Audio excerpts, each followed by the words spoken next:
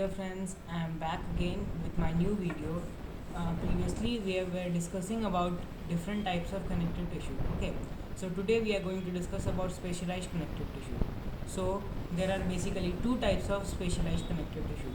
First comes skeletal connective tissue, second comes vascular or fluid connective tissue.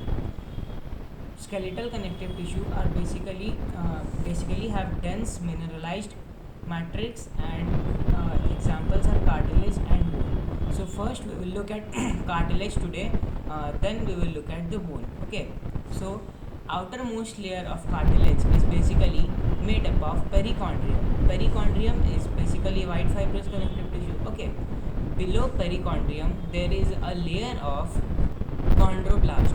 Chondroblast are actively dividing cells and they forms the cartilage. Okay, chondroblast also makes the matrix. Matrix here is also known as chondrin. It helps us to provide high resistance from compression, and also it is hard and pliable. It is made up of hyaluronic acid and chondroitin 6 sulfate. Also there is no supply of blood and it helps us to provide rigidity. Now chondroblasts when mature are known as chondrocytes.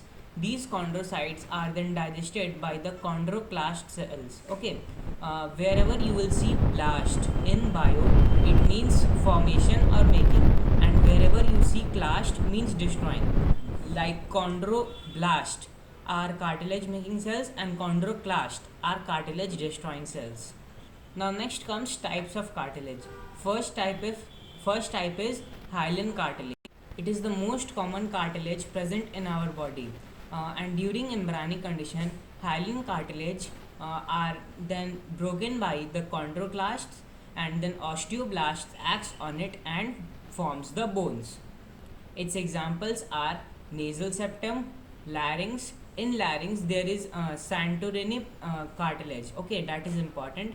Nasal septum, larynx. Then next comes C-shaped rings of trachea and bronchi, costal cartilage or articular cartilage. Okay, so these are the basically 5 examples.